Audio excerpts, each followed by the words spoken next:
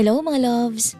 Panibagong kwento na naman po ang ating mapapakinggan ngayong araw na binahagi po sa atin ng ating center na si Sir Chris. Tara na at samahan niyo po akong pakinggan ang kwento ng kanyang buhay at mga karanasan. Magandang araw po sa inyong lahat. Ako nga pala si Chris, 21 anyos pa lamang. At gusto ko lang ibahagi ang isa sa mga experience ko na hindi ko talaga makakalimutan.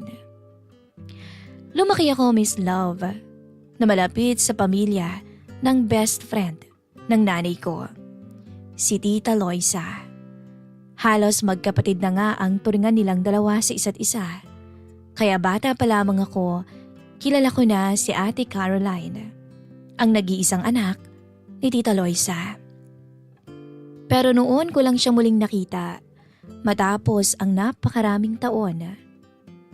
At hindi ko inaasahan na sa simpleng 2 linggong bakasyon na iyon, magbabago pala ang tingin ko sa kanya. Summer noon, Miss Love, at bakasyon ko sa school. Umuwi muna ako sa probinsya namin dahil bakante rin naman ako. Madalas lang kasi akong nasa dorm at naiinip na rin ako. Araw ng Sabado, nang dumating sina Tita Loisa sa bahay namin. Nasa likod ako noon at may inaayos sa motor ko nang marinig kong may sasakyang huminto sa tapat ng bahay. "Ma, dumating na ba sila?" Sigaw ko habang nagpupunas ng kamay. "Oo, halika na." Pagpasok ko sa loob, unang bumungad sa akin si Tita Loisa na masayang nakikipagkwentuhan kay Mama. Pero natigilan ako nung makita ko ang babaeng nakatayo sa tabi nila. Naka-white fitted shirt lamang siya at simpleng jeans pero halatang elegante tingnan. Maputi, mahaba ang buhok at kahit simple lang ay halatang maganda.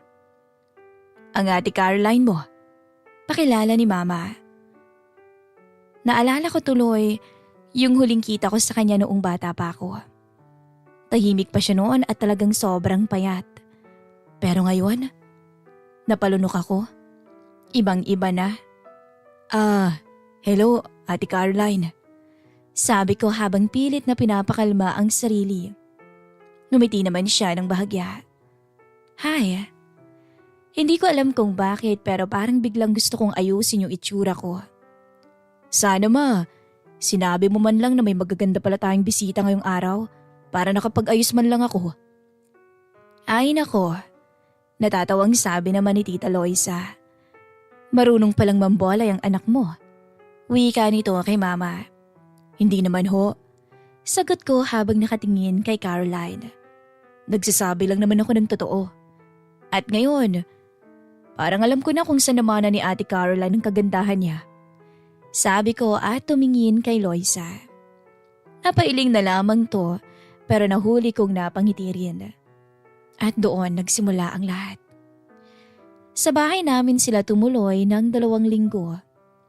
Noong una, akala ko simpleng bakasyon lang yon gaya ng dati. Pero habang tumatagal, mas lalo kong napapalapit kay Ate Caroline. Madalas siyang nasa terrace habang nagtatrabaho gamit ang laptop niya. Tahimik lang siya at madalas seryoso. Minsan nakatulala lang habang umiinom ng kape.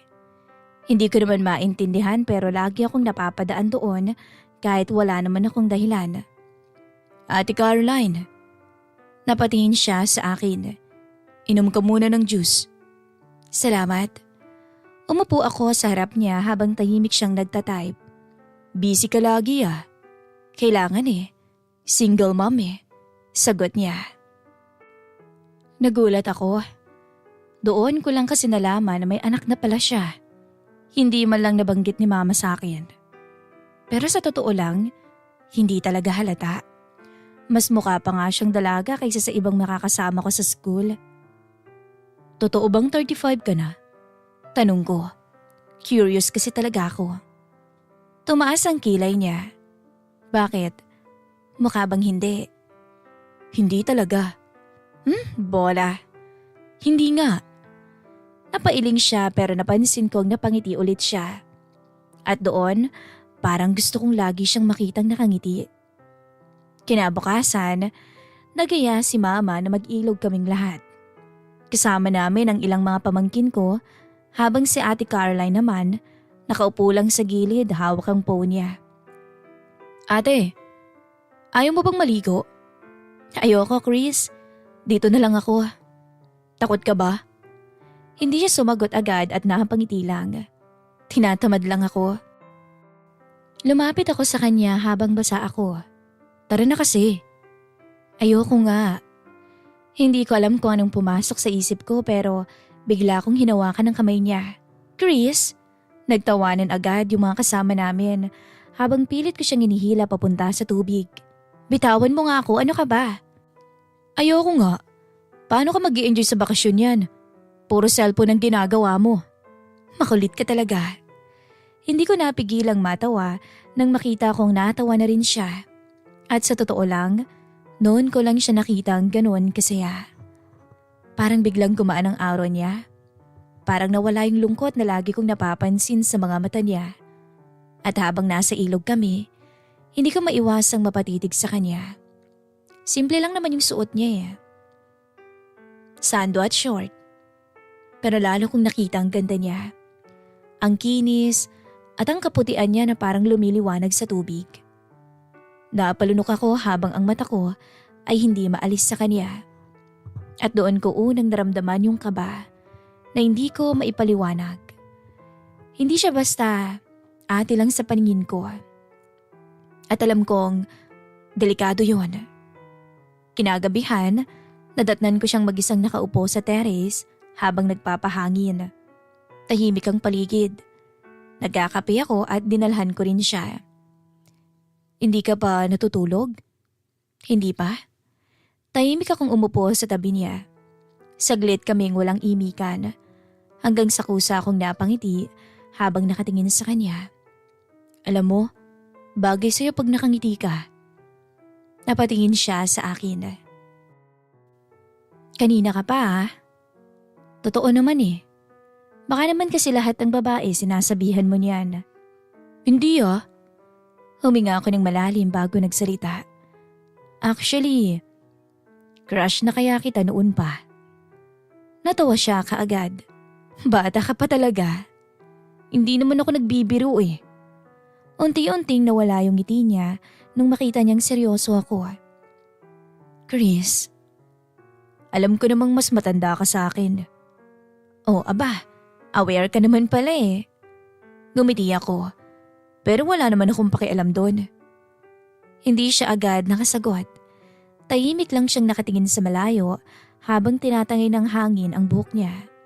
At habang nakatingin ako sa kanya ng gabing iyon, doon ko unang naramdaman na baka nga hindi na lang simpleng paghanga ang nararamdaman ko para sa kanya.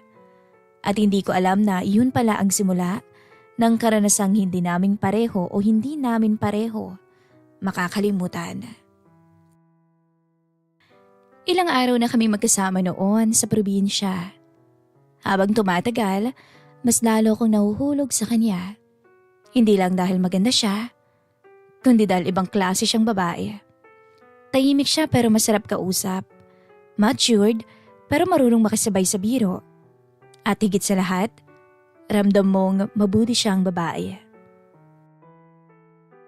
Kaya kahit alam kong mali para sa iba ang nararamdaman ko, hindi ko na talaga mapigilan ang sarili ko. Isang hapon, nagkayayaan sina Mama at si Tita Loisa na pumunta sa bayan. May bibilhin daw silang mga gamit at baka gabihin na rin sa kakapasyal. Chris, ikaw munang bahala dito ha? Sabi ni Mama habang nagsusuot ng sapatos. Oo ma. Caroline, sama ka na kaya sa amin? Aya ni Tita Loisa. Pass muna ma. Dito na lang ako. Tatapusin ko muna yung trabaho ko. Ayos ka lang ba dito? Tanong naman ni Mama. Opo. Pagkaalis nilang dalawa, biglang natahimik ang buong bahay. Tanging electric fan at tunog lang ng mga ibon sa labas ang maririnig. Nasa sala ako habang nagsi-cellphone nang makita kong bumaba si Ate Caroline galing kwarto. Nakasando lang siya at maikling short. Simple lang naman pero ewan ko ba? Parang lalo siyang gumaganda habang tumatagal. Anong ulam natin? Tanong niya. Kaya kong magluto ate, gusto mo ba? Talaga? Oo naman, hindi kaya ako pabigat dito sa amin. Natawa siya. Sige nga, tingnan natin.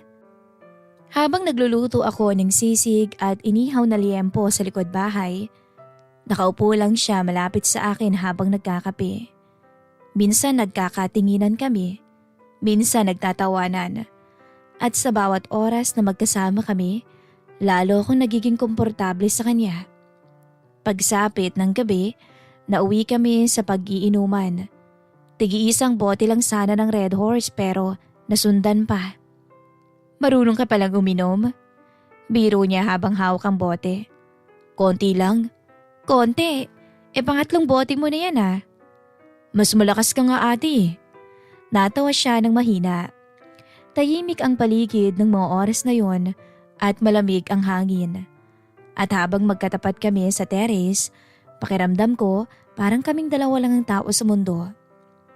Alam mo ate, sabi ko habang nakatingin sa kanya, ang gaan mong kausap. Talaga ba? Oo, bihira akong marinig yan ah. Bakit? Kasi madalas ang sinasabi nila, seryoso daw ako. Totoo naman yun. Madalas ka naman talagang seryoso. Parang walang pakialam sa paligid. Aba, nagtawanan kami. Hanggang sa maya-maya, napunta sa mas personal ang usapan. Hindi ka na ba mag-aasawa ulit? Tanong ko. Napatingin siya sa akin. Bakit mo naman biglang natanong yan? Wala lang, curious lang. Uminom muna siya ng alak bago sumagot. Ewan ko. Bakit naman? Nasaktan na rin kasi ako noon, Chris. At natatakot na yata akong magmahal. Maganda ka. Siguradong maraming nandilikaw sa'yo. Napailing siya. Hindi naman lahat ang nandilikaw seryoso. At alam mo naman kung anong habol lamang ng iba. Pero kung akong mandilikaw sa'yo, seseryosohin kita. Bigla siyang natawa. Lasing ka na ba? Hindi ah. Totoo? Totoo. Saglit siyang natahimik habang nakatingin lang sa akin. At doon ko napansin lalo yung ganda niya sa ilalim ng ilaw. Yung buhok niyang bahagyang magulo, yung mapungay niyang mga mata, at yung simpleng santo niyang lalong nagpapakita sa natural niyang ganda. Hindi ko tuloy maiwasang mapatitig. Bakit ka nakatingin? Natatawa niyang tanong. Wala. Sinungaling. Napakamot ako sa batok ko. Sa totoo lang. Ano? Torpe talaga ako eh. Tumaas ang kilay niya. Ha?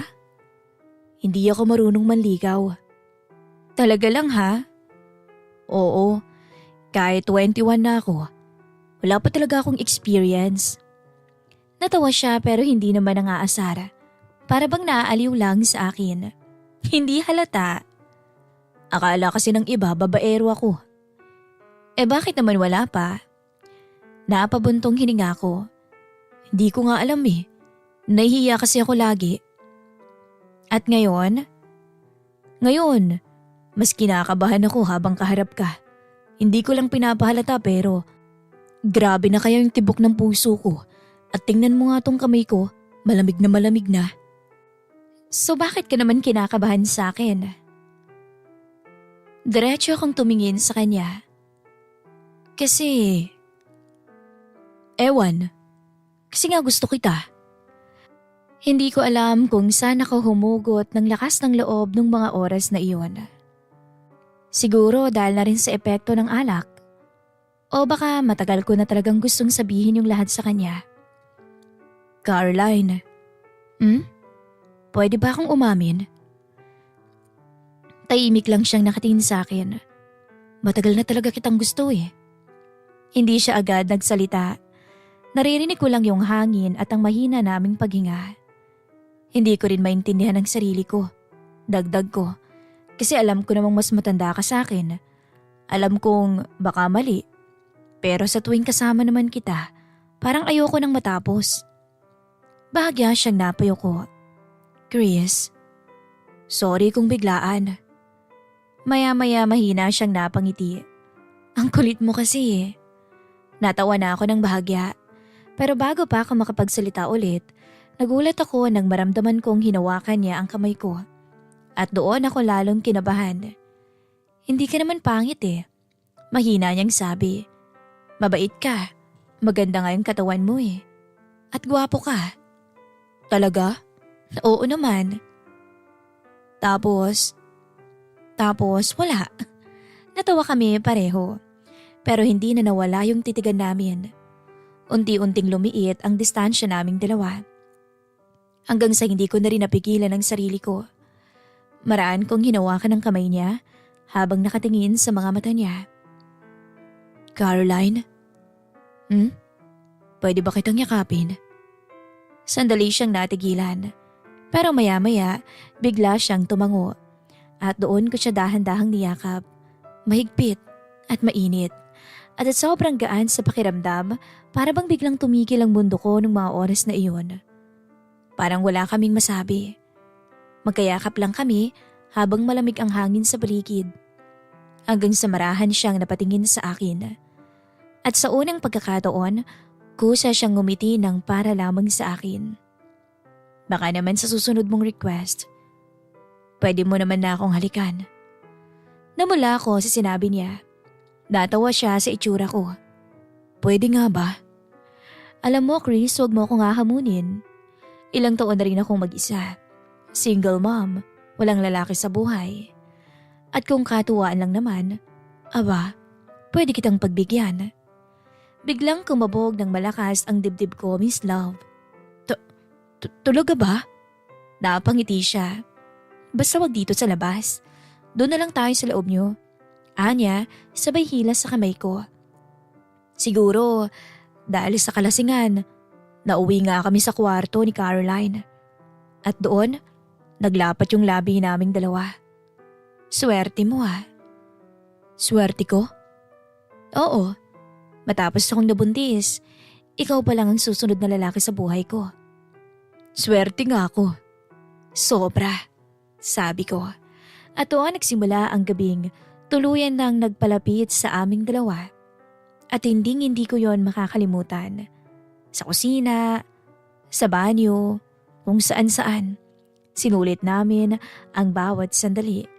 Hanggat di umuwi sila mama, sinulit namin ang lahat. Kinabukasan, parang pareho kaming ilang ni Ate Caroline. Hindi dahil nagsisisi kami, kundi dahil pareho naming iniisip kung paano haharapin ang isa't isa matapos ang nangyari nung gabi. Maaga akong nagising noon, pero hindi ako agad lumabas ng kwarto. Hindi ko alam kung anong sasabihin ko sa kanya. Habang nakahiga ako, paulit-ulit bumabalik o bumabalik sa isip ko yung yakap namin kagabi. Yung labi niya at yung nangyari. Yung paraan ng pagtingin niya sa akin. Yung ngiti niya bago kami maghiwalay para matulog. Napapabuntong hininga ko. Patay. Bulong ko sa sarili ko. Mukhang hulog na yata ako. Maya-maya, narinig kong may kumatok sa pinto. Chris? Si Caroline. Bigla tuloy akong kinabahan. Ano yun? Gising ka na? Oo. Paglabas ko ng kwarto, nadatan ko siyang may hawak na 2 tasa ng kape. Naka-oversized t-shirt lang siya at nakatali ang buhok. Simple lang naman pero grabe. Lalo yata siyang gumaganda sa paningin ko. Kape tayo. Sabi niya habang inaabot ang tasa. Salamat. Pareho kaming tahimik habang nasa terrace. Halatang pareho kaming conscious sa isa't isa. Hanggang sa siya rin ang unang nagsalita. Siya nga pala. About kagabi. Napakamot agad ako sa ulo. Sorry ate kung naging makulit ako ah. Bigla siyang natawa. Bakit pa parang ikaw pa yung nahihiya? Kasi, wag kang magkalala. Hindi naman ako nagalit eh. Napatingin ako sa kanya. Totoo ba? Oo naman. Bakit naman ako magagalit? Pareho naman natin gusto, hindi ba? Bahagya akong nakahinga ng maluwag. Maya-maya, napailing siya habang nakangiti. Oh, paano ba yan? Paano? May experience ka na. Natawa ko kaagad. Oo nga eh. Hindi pa rin talaga ako makapaniwala. Bakit? Kasi sabi mo kahapon, torpe ka, hindi ba? Torpe naman talaga. Talaga lang ha? Parang hindi naman. Napailing siya habang umiinom ng kape.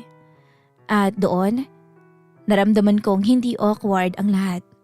Sa halip, parang lalo nga kaming naging komportable sa isa't isa. Mas madalas na kaming magkatabi, mas marami ng asaran, at mas madalas na rin kaming magtitigan ng hindi na agad umiiwas. Habang tumatagal ang araw, mas talo kong gustong makasama si Caroline. At pakiramdam ko, ganun din siya sa akin. Pagsapit ng hapon, nagyaya akong lumabas.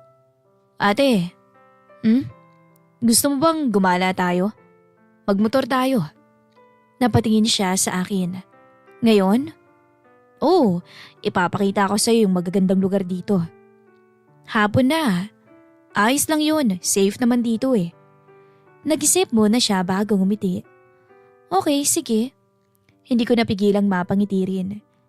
Ilang minuto lang, nakahanda ng motor ko habang si Ate Caroline naman ay nagsusuot ng jacket. Pagsampay niya sa likod ko, bahagya akong natigilan nang maramdaman kong yumakap siya sa bewang ko. Ready? Tanong ko. Okay, ready. At umandar na nga kami. Tahimik ang kalsada. Napakalamig ng hangin. Paminsan-minsan, mas umihigpit ang kapit niya sa akin tuwing may lubak o matarik na daan. At sa bawat pagyakap niya, mas lalo kong kinikilig. Ang ganda dito. Sabi niya habang nakatingin sa paligid. Maganda nga, pero mas maganda ka. Ayan ka na naman. Natawa lang ako. Matapos ang halos 20 minutong biyahe, huminto kami sa isang mataas na lugar na tanaw ang mga ilaw sa malalayong bahay. Tahimik at malamig ang hangin at halos walang tao. Wow, mahina niyang sabi habang bumababa ng motor. Told you. Lumapit siya sa gilid habang pinagmamasdan ng paligid. Ano bang meron dito? Bakit parang secret place mo? Wala. Dito talaga ako madalas tumatambay pag gusto ko mapag-isa. Tumabi ako sa kanya at ilang segundo kaming tahimik na nakatingin lang sa tanawin. Hanggang sa napansin kong nanginginig siya ng bahagya dahil sa lamig. Giniginaw ka? Konti. Agad kong inalis ang jacket ko at nilagay sa balikat niya. Patong-patong na yung jacket mo ah. Oo nga eh, pero salamat. You're welcome. Pagtingin niya sa akin, ilang segundo ulit kaming nagtitigan. At doon na naman bumilis ang tibok ng puso ko. Oh, bakit ka ganyan makatingin? Natatawa niyang tanong. Wala. Sinungaling. Kasi ang hirap mong hindi titigan. Napailing siya pero halatang kinikilig. Chris. Alam mo bang bolero ka? Natawa ko. Ako? Hindi ka nga torpe. Pero grabe naman ang pagkabolero mo. Sino bang babaeng hindi mai-inlove sa mga ginagawa mo? Di kung ganoon, inlove ka sa akin? Depende. Anya, sabay tawa. Pero sumasama ka naman sa akin, di ba? Hindi siya nakasagot agad. Sa halip, ngumiti lang siya habang umiiwas ng tingin. At sa hindi ko mapigilang pagkakataon, marahan kong hinawakan ng kamay niya. Hindi naman niya inalis. Mas lalo tuloy lumakas ang loob ko. Caroline, ano na naman? Pwede ba kita ulit yakapin? Bahagya siyang napailing habang natatawa. Makulit ka talaga. Pero maya-maya, kusa rin siyang lumapit sa akin. At doon ko siya muling niyakap. Mas mahigpit At mas matagal. Tahimik lang kami habang magkadikit. Ramdam ko ang init ng katawan niya kahit malamig ang paligid. At habang nakatingin siya sa akin, parang unti-unting nawawala lahat ng pag-aalinlangan naming dalawa. Hanggang sa marahan niyang hinawakan ng pisngi ko. Caroline, bulong ko. Parang ayoko nang matapos ang bakasyon mo. Habang papalubog ang araw, nilatag namin ang banig at naghanda ng pagkain na dala namin. Pagkatapos noon, hindi ko alam kung bakit muli kaming nauwi sa isang mainit na sandali. Habang naririnig ko ang ingay ng hangin at mga ibon, sumasabay rin ang ingay na nanggagaling sa labi ni Caroline. At kasabay noon ang pagbanggit niya sa pangalan ko. Mabilis lumipas, Miss Love, ang bakasyon sa probinsya. Parang kailan lang nung dumating sina Ate Caroline sa bahay namin. Ngayon huling gabi na nila. Bukas ng umaga, babalik na rin sila ng Maynila. At simula pa lang nung paggising ko, mabigat na talagang pakiramdam ko. Habang nag-aalmusal kami, napansin kong tahimik din si Caroline. Paminsan-minsan, nahuhuli ko siyang nakatulala lang. Uy, bakit parang ang lungkot yung dalawa? Biro ni Mama.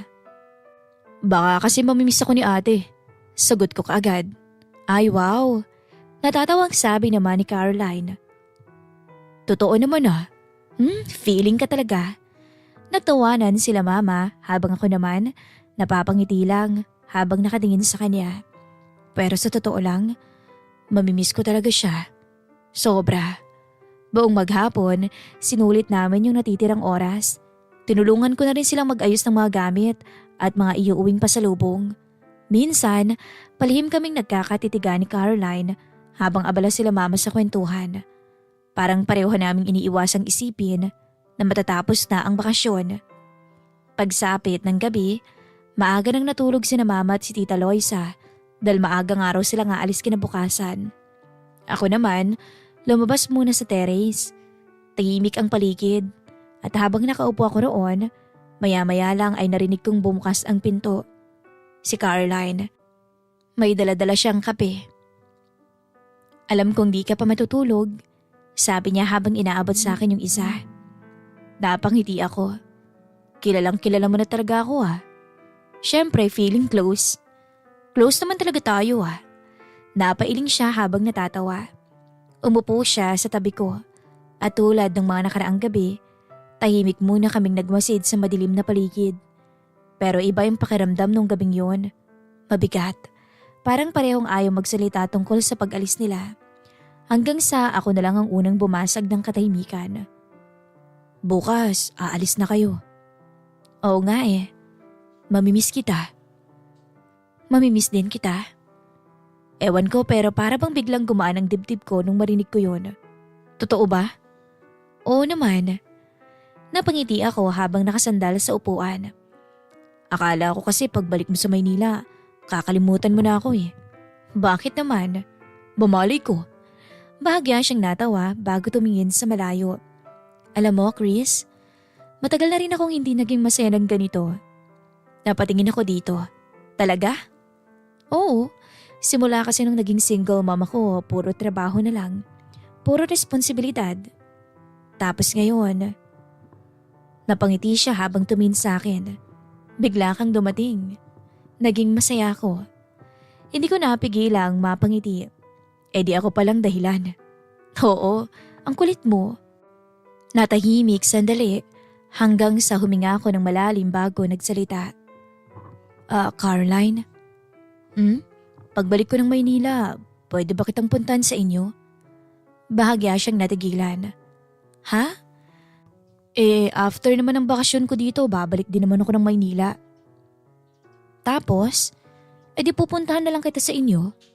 Hindi siya agad nakasagot. Parang pinag-iisipan niya. Kasi, ayoko namang matapos na lang basta-basta kung anong meron sa atin. Napayuko siya habang nakangiti. Chris, hindi ako nagbibiro. Gusto talaga kitang puntahan. Tapos lagi ka nang pupunta sa bahay. Kung papayagan mo, bakit naman hindi? Napapailing siya habang natatawa. Maya-maya tumingin siya sa akin. Alam mo ba, nung una akala ko simpleng bakasyon lang to. Hindi ko inaasahan na magiging espesyal. Ganun talaga. Espesyal kasi ako eh. Mayabang, gwapo pa. Natawa na siya ng tuluyan. At siguro iyon yung isa sa mga paborito kong tunog na tawa na narinig ko sa kanya. Basta, sabi ko habang nakatingin sa kanya, kahit bumalik ka na ng Maynila, hindi kita kakalimutan. Tingnan natin. Totoo nga. Paano kung may makilala kang mas bata, mas maganda? Napataas agad ang kilay ko. Ano ba? Malay mo lang naman. Wala na akong hahanapin pa. Talaga lang ha? Oo naman. Sa'yo lang ako no. Kontento ako sa'yo. Tahimik siyang ngumiti bago sumandal ng bahagya sa balikat ko. At doon ko naramdaman yung kakaibang saya. Simple lang pero totoo. Hindi ko alam kung anong mangyayari pagbalik namin sa normal naming buhay. Hindi ko alam kung magiging madali ba lahat. Pero isang bagay ang sigurado ko. Hindi ko pagsisisihan yung bakasyong yon. Dahil doon ko nakilala yung babaeng hindi ko inaasahang magpapabilis ng tibok ng puso ko. At bago kami matulog ng gabing yon, nagkausap pa kami ng matagal tungkol sa trabaho niya, sa pag-aaral ko at sa anak niya, sa mga plano namin pagbalik sa Maynila. Kinabukasan, maaga silang umalis. Habang papaalis ang sasakyan nila, sumilip si Caroline sa bintana at ngumiti sa akin. Tatandaan ko yung sinabi mo ah. Napakamot ako sa ulo. Saan dun? Tanong ko din. Yung pupuntahan mo ko. Napangiti ako habang tumatango. Huwag mong kakalimutan yun. Oo naman. At habang papalayo ang sasakyan nila, alam kong hindi doon natapos ang kwento naming dalawa. Dahil minsan, may mga taong dumarating sa buhay mo nang hindi mo inaasahan. At kahit maikling panahon lamang, nag-iiwan sila ng bagay na habang buhay mong dadalhin. Sa ngayon, papatapos na ang aking bakasyon dito sa aming probinsya. At excited na ako, Miss Love, na bumalik sa Maynila at makitang muli si Caroline. Hanggang dito na lamang po ang kwento ng aking buhay at karanasan. Ang 2 linggong bakasyon na hinding-hindi ko makakalimutan. Thank you so much, Miss Love, sa pag-ere po ng aking kwento.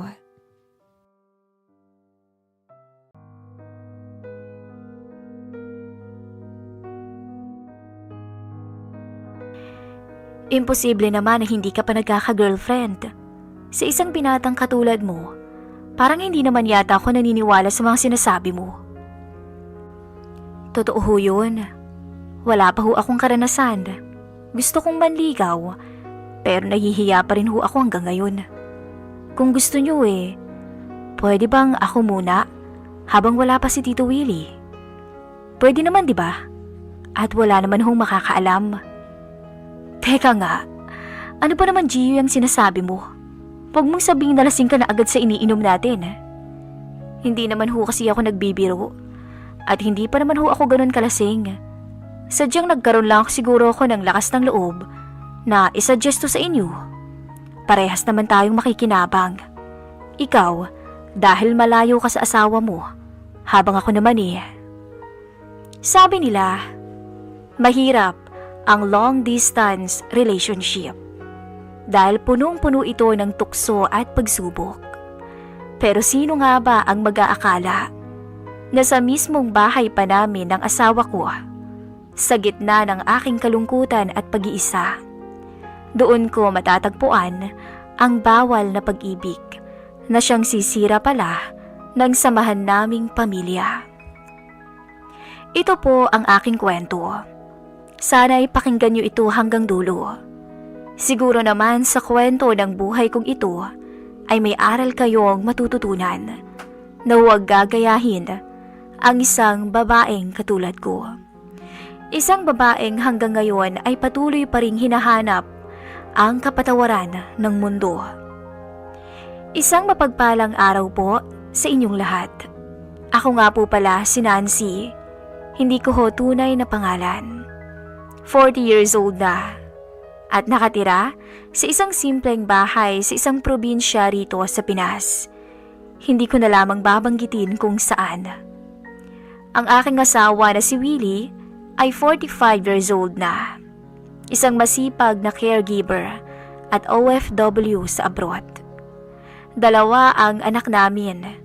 Parehong nasa kolehiyo na at doon namamalagi sa Maynila para mag-aral. Sa simula, napakaayos ng buhay namin ni Willie. Kahit na medyo may edad na kaming 2, ay matibay pa rin ang aming pag-iibigan.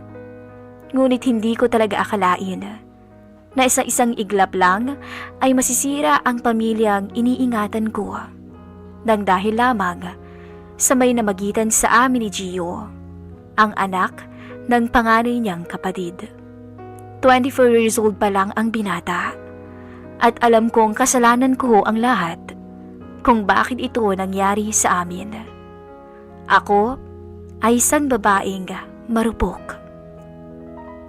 Ang pangungulila ko sa asawa ko ay hindi sapat na dahilan para sabihin kong nagkulang ang mister ko sa akin. Dahil kung tutuusin ay parehas kaming malayo sa isa't isa. Ako, nagawa ko siyang pagtaksilan. Samantalang ang mister kong nasa abroad ay hindi man lang nagawa na maghanap ng ibang babae. Isang kasalanan na walang kapatawaran at hanggang ngayon ay pinagsisisihan ko. Ang bawat sacrifices ni Willie ay talagang para sa kinabukasan ng aming pamilya. Ilang taon na rin siyang namamalagi roon. Paminsan-minsan ay nagbabakasyon, ngunit ito kasi ang pinakamatagal naming hindi pagkikita. 5 taon na ring hindi siya nakakauwi rito sa Pinas. Kayod kalabaw na rin kasi kami at nagtitipid na rin dahil nasa college na ang 2 naming anak. At pinagsabay pa naming pinag-aral sa malaking universidad sa Kamaynilaan. Siyempre napakagastos. Lalo pa't sunod sa layaw ang 2 mahal naming anak na si Beth at Nina. Pero habang lumalayo ang distansya naming 2 ni Willie, tila lumalayo din ang aming mga puso sa isa't isa. Dahil sa trabaho ni Willie bilang isang caregiver, hindi maiwan o maiwasan na sa sobrang busy niya at palaging pagod ay hindi na kami nakakapag-usap. Ang dating madalas na tawag ay naging pahirapan na. Halos bibihira na nga lang kaming makapag-video call at makapagkumustahan. Sa oras na iyon ay nagsimula akong makaramdam ng kalungkutan at pag-iisa. Palagi ko siyang namimiss. Kaso nga lang ayaw ko namang magreklamo dahil naiintindihan ko naman ang sitwasyon ng aking asawa. Doon ho pumasok sa eksena ang pamangkin ni Willie na si Gio. Alam kong matanda na ako, pero nagawa ko pa rin to. Pero masisisi ko ba ang sarili ko? Gayong nilamon ako ng kalungkutan. Si Gio ay 24 pa lamang, binata at may matipunong pangangatawan. Halos ilang taon lang din ang agwat ng edad niya sa mga anak ko.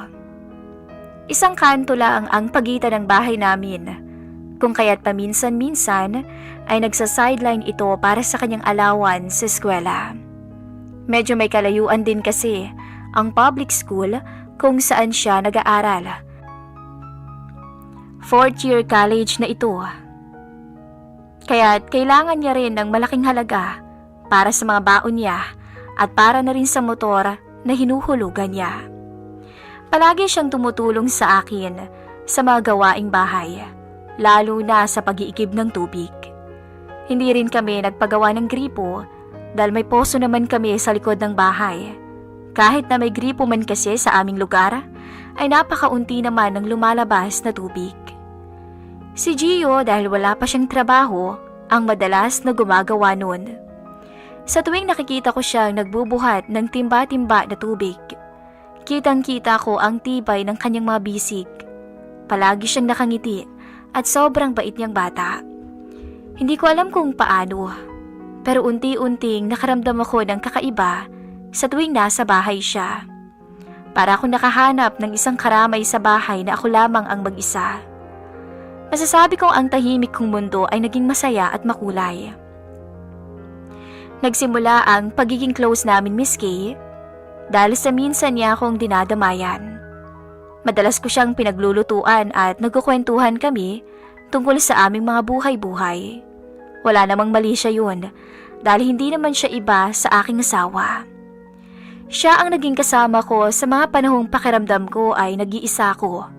Kapag may sakit ako at wala ang aking mga anak at wala rin ang aking asawa, siya lang ang nakakasama ko. Hanggang sa hindi ko namalayan na ang mga kwentuhan namin ay nauwi na pala sa mas malalim na usapan. Lahat ng problema at nararamdaman kong lungkot ay naikuwento ko kay Gio. Pati na nga ang pagtatampo ko sa aking asawa ay nasasabi ko na rin sa kanya. Naiintindihan naman niya ako at doon lamang ako nakaramdam na hindi pa rin pala ako nag-iisa sa buhay. Isang araw, tulad ng dati, nag-iigib si Gio ng tubig para sa pagligo ko. Nakatayo ako sa labas ng banyo, nakabalot ng tuwalya, habang tumitip pa sa cellphone ko at hinihintay siya. Masyado kasing maalinsangan ang araw na yun dahil wala na namang kuryente maghapon. Tita Nancy, eto na po yung tubig. Sabi niya at inilapag ang timba sa paanan ko. Ngumiti ako. Salamat, Gio ah. Kukunin ko na sana ang timba na magulat ako nang biglang kumalas ang tuwalya.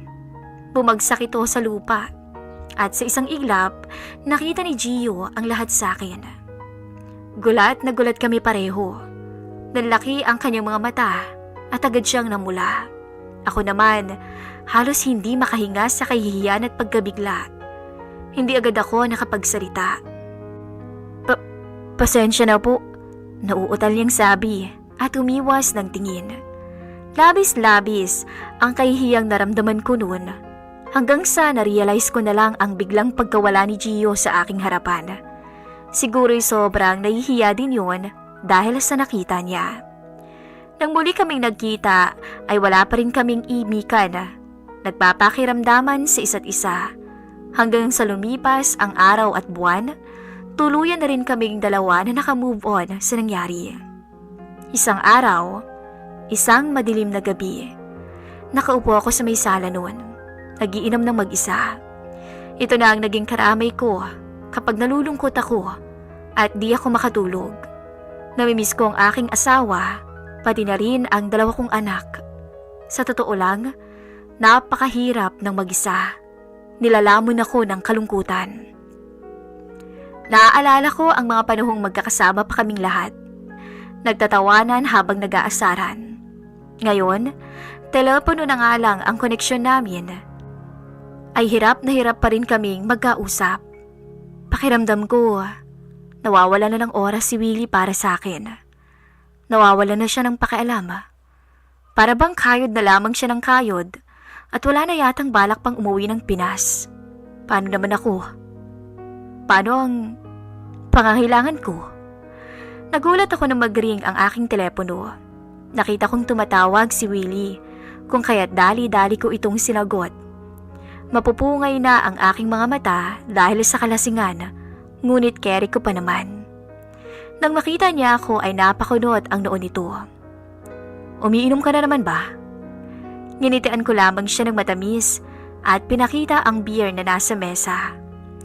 Alam mo namang ito lang ang pampatulog ko, di ba, pag namimiss ko kayo. Ilang linggo na rin tayong hindi nagkakausap. Miss na miss na kaya kita. Kailan ka ba uuwi? Patuloy ko pa, subalit napailing siya. Nancy, alam mo namang hindi pa pwede dahil nag-aaral pang mga anak natin sa kolehiyo. Kayod kalabaw na nga ginagawa ko dito para matustusan lang yung pag-aaral ng dalawa. Ang allowance nila, ang renta ng tinutuluyan nila sa school, at ang mga school projects. Alam mo namang hindi biro ang gastos natin. Ilang taon na rin naman, uuwi na ako at magkakasama na rin tayo. Sabi nito, ngunit nagmatigas ako. Sinasabi mo bang wala akong ambag sa allowance ng mga anak natin? Nagtitinda naman ako rito May isa kasi akong maliit na sari-sari store, subalit matumal naman ang bentahan dahil marami na akong kakumpetensya. Napabuga ako ng hangin. Miss na talaga kita. Ilang taon na rin akong nagtitiis. Kailangan ko rin naman ng karamay. Nag-iisa na lang ako lagi dito sa bahay. Sobra akong nalulungkot. Halos hindi na nga rin ako makahinga eh. Naiiyak ko pang sabi sa kanya. Naiintindihan naman kita. Malungkot din naman ako dito sa abroad eh. Pareho lang naman tayo. Konting tiis na lang, okay? Sige na, i-end ko na to. Kinumusta lang talaga kita. Magtatrabaho na rin ako. Magpapadala nga pala ako sa iyo bukas pambayad sa tuition nila. Pati na rin ang panggastos mo dyan. I love you. Magsasalita pa sana ako, ngunit hindi ko na iyon natapos dahil pinatay na niya ang tawag. Napahinga ako ng malalim at napahilot ang ulo. Hindi ko alam kung makakaya ko pa bang tiisin ang buhay naming ito. Hindi ko na malaya na biglang bumukas pala ang pinto. Si Gio ang nakita ko. Gising pa ho pala kayo? Tanong niya. Halatang nagulat nang makita kong nagiinom na naman. Oo medyo may tama na rin pero kaya pa naman. Nagsimula kaming mag-inumang dalawa. Magkwentuhan. Ang lahat ng pait at kalungkutan na matagal ko nang kinikimkim sa ikaibutura ng aking puso ay nasabi ko sa kanya. Ang pagod sa paghihintay at ang sakit dahil sa nag-iisa na lang ako rito sa bahay. Lahat ng yon ay nilabas ko kay Gio. Nakinig lang siya ng tahimik. Ang kanyang mga mata ay nakatingin sa akin ng may pag-aalala. Tita Nancy, sabi niya. Lumapit to at umupo pa sa tabi ko. Ang kanyang boses, malambing at puno ng simpatsya para sa akin. Hindi naman ho kayo nag-iisa eh. Nandito naman ako. Pagkatapos, hinawakan niya ang kamay ko. Gumaan ang pakiramdam ko nang matapos akong magkwento sa kanya. Nagkatitigan kami. Sa mga mata niya, nakita ko ang pag-unawa at isang emosyon na hindi ko inaasahan. Naiintindihan po kita. Alam ko kung anong pakiramdam ng nag-iisa at sobrang layo ng pamilya. Isipin niyo na lang po ko. Pumunta ako rito para makapag-aral. Nakatira sa kapatid ko, malayo sa probinsya ng mga magulang namin. Paano na lang po kaya kayo sa tuwing gabi? Mag-isa palagi at wala pang katabi sa kamang matulog. Sobrang lungkot nga po nun. Hindi ko alam pero nakaramdam ako na para bang may iba pang ibig sabihin si Gio ng mga oras na yun. Nakainom na rin to.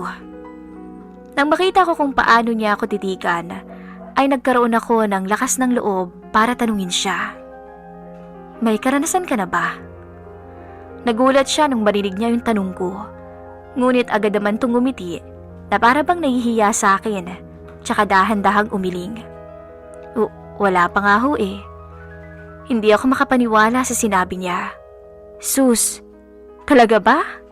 Wala pa. Si isang binatang katulad mo, mukha ka ng maraming napaiyak na babae ah. Wala pa po talaga, promise. Natatawang sabi niya pa, ngunit biglang sumeryoso ang muka. Gusto ko naman pong magkaroon na ng karanasan, pero nahihiya kasi akong manligaw eh. Kayo ho, baka gusto niyo akong turuan. Napaawang ang labi ko habang nakatitig sa seryoso niyang muka. Tumawa ko ng mahina. Teka nga Gio, nagbibiro ka ba? Huwag mo akong pagtripan, kita mong malamig na nga palaging gabi ko eh.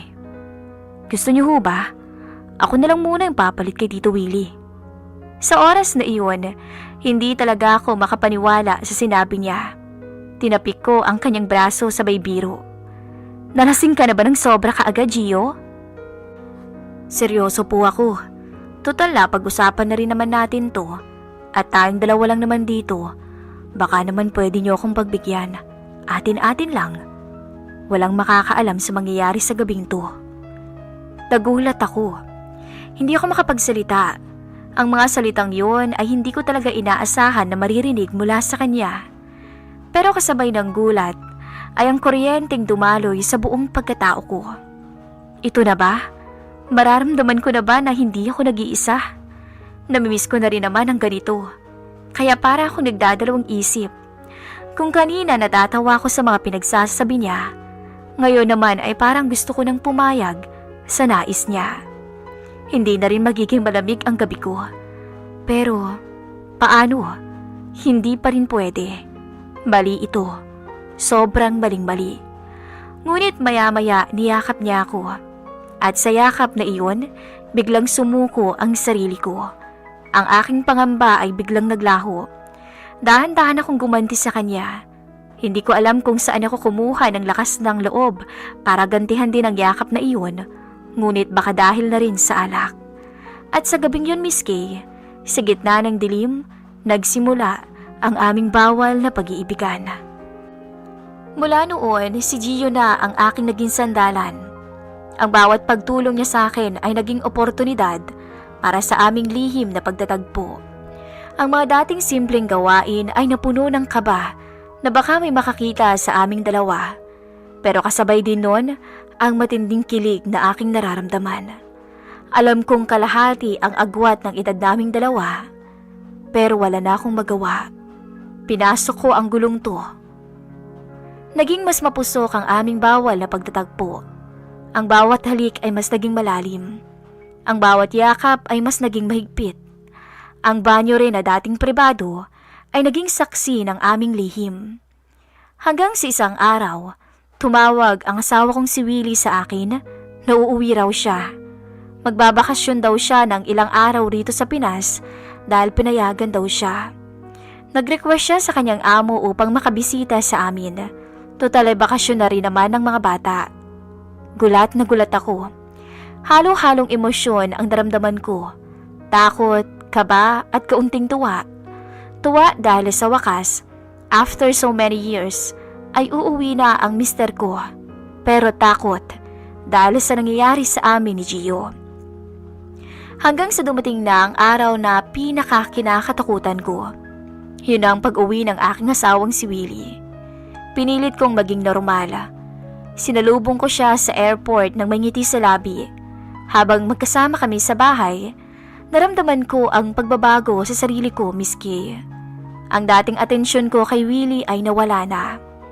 Ang mga tingin ko sa kanya ay hindi na puno ng pagmamahal, kung hindi sobrang nakokonsensya. Kahit sa anggulo ng bahay, ay naaalala ko kung paano namin pinasaya ni Gio ang isa't isa. Sa tuwing hinahawakan ako ni Willie, ay para bang naiilang na ako. Hindi na ako sanay. Hindi kaya hindi ko na siya mahal? O baka hindi na ganoon katindi katulad ng dati dahil nabaling na ang pagmamahal na nararamdaman ko sa kanyang pamangkin na si Gio. Si Gio naman ay sinabihan ko na ng maaga. Sobrang nag-ingat to.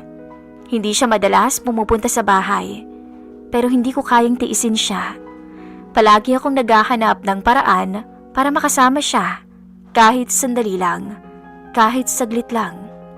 Nagpapadala ako ng text message. Pinapapunta ko siya sa bahay dahil dinadahilan ko sa asawa ko na may ipapagawa ako sa kanya. Isang hapon noon, umalis si Willie para mag-ayos ng ilang papeles para sa pagbabalik muli sa abroad. Agad kong tinext si Gio kung kaya't pumunta siya agad. Gusto ko siyang makita at mayakap dahil miss na miss ko na siya. Naramdaman ko ang matinding pangungulila sa kanya. Sa loob ng bodega namin, kung saan nakatambak lahat ng mga lumang gamit, doon kami nagkita at nagpakasaya. Doon namin binuhos ang aming pagkamis sa isa't isa. Wala kaming pakialam kung may makarinig man sa amin. Basta ang mahalaga ay mapunan namin ang pagkamis namin sa isa't isa. Ngunit sabi nga nila, Miss Kay, walang sikreto ang hindi nabubunyag. Dahil ilang araw lang ay lalaman ni Willie ang namamagitan sa amin ni Gio. Nagulat kami pare-pareho noon nang datnan kami ng asawa ko sa likod ng aming bahay na magkasama ni Gio at naghahalikan habang magkayakap. Parang nabuhusan ako ng malamig na tubig ng mga oras na yun, Miss Kay.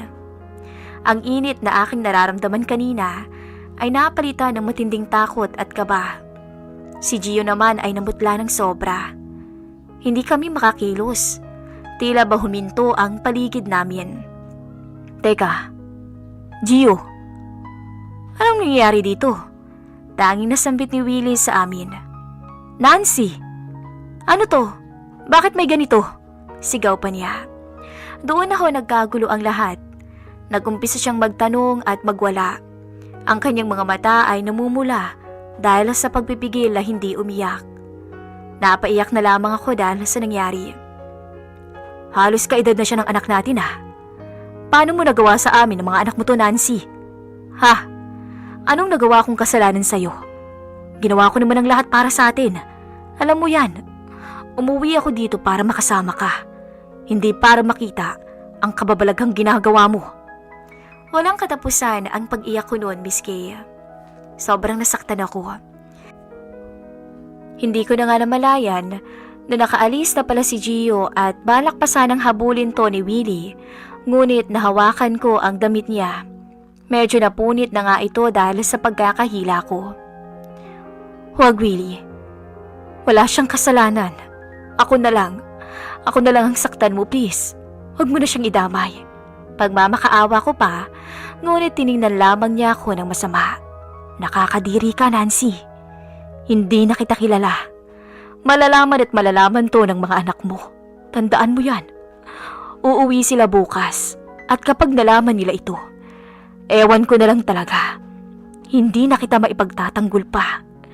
Hindi ka nag-iisip. Puro na lang kagustuhan at kaligayahan mo ang inaatupag mo. Wala kang konsensya." Mariing sabi niya at marahas na inalis ang aking pagkakahawak sa kanya. Umalis siya sa harapan ko at hindi ko na alam kung saan siya pumunta. Ang lihim namin ni Gio ay nabunyag na at hindi ko alam kung anong gagawin ko. Sa huli, hindi pa rin ako pinahiya ng asawa ko. Inisip niya pa rin ako dahil kami-kami lang ang nakaalam ng kalandiang ginawa ko, Miss Kay, at hindi nila inilabas yun kanino man. Hiyang-hiya ako. Ngayon, magkahiwalay na kami ni Willie. Hindi ko alam kung may pag-asa pa bang maibalik ang dating kami. Si Gio, iniwan na niya ako. Umalis na siya sa bayan namin. Iniwan niya ako dahil natakot siya sa kahihiyang mararanasan. At sa huli, naiwan pa rin akong mag-isa, Miss Kay. Ang lahat ay nasira, pati na ang relasyon namin ng aking mga anak. Hindi sila makapaniwala sa ginawa ko. Hindi ko na rin alam kung ano ang gagawin ko sa buhay ko. Wala nang pamilyang matatawag kong sa akin. Wala na ang kapayapaan at kasiyahan na matagal kong hinangat. Ang tanging naiwan lamang ay ang sakit at pagsisisi sa lahat ng aking ginawang kabalbalan. Iniwan na nila ako. Lahat sila ay pumuntang Maynila. At ngayon, mag-isa na naman ako. Alam kong bumalik na rin si Willie sa abroad. Gusto ko sana siyang kontakin, ngunit sobrang nahihiya ako, Miss Kay. Hindi ko nga rin inaasahan na kahit na mayroon akong kasalanan sa kanila, ay nagawa pa rin nila akong padalhan. Ngunit iniipon ko lamang iyon at hindi ginagastos. Siguro iipunin ko na lamang yun para sa pagtanda ko ay may panlibing ako. O kaya naman ay regalo ko na lang kapag nag-asawa na ang aking mga anak. Nang mawala sa buhay ko si Gio, roon ko lang din na-realize ang pagkakamali ko. Na nahulog ako sa isang temptasyon. Sobrang napakasakit ang ma-realization sa buhay ko. Ang pag-ibig ay hindi lang isang damdamin. Hindi ito basta-basta. Ito ay ang pagiging tapat, paggalang, at isang responsibilidad. Hindi pwedeng irason ang kalungkutan para sa pagtataksil. Ang bawat desisyon ay may kakaibat o kaakibat na epekto at mga consequences na dapat mong pagdaanan. Para sa inyong lahat na nakikinig ng aking kwento, ano sa tingin niyo ang dapat kong gawin? May pag-asa pa ba akong makabangon mula sa pagkakamaling ito? Paano ko ba harapin ang mga anak ko? Paano ko ba hihingin ang kapatawaran nila, lalong-lalo na sa aking asawang si Willie? Paano ko ba mabubuo ulit ang sarili ko matapos ang lahat ng nangyari? Ano bang payo ang maibibigay ninyo sa isang katulad kong nawala sa landas at ngayon ay naghahanap ng liwanag sa gitna ng kadiliman? Ngayon ay kumakapit na lamang ako sa Diyos na sana'y maging siya'y patawarin ako. Ganun pa rin, Miss Kay. Naiwan pa rin akong mag-isa sa bahay, malungkot at walang kasama. Ang malala nga lamang ngayon, wala nang mga anak at asawa na babalik sa akin. Lubos na nagmamahal, Nancy. Maraming salamat po sa pag-ere ng aking istorya.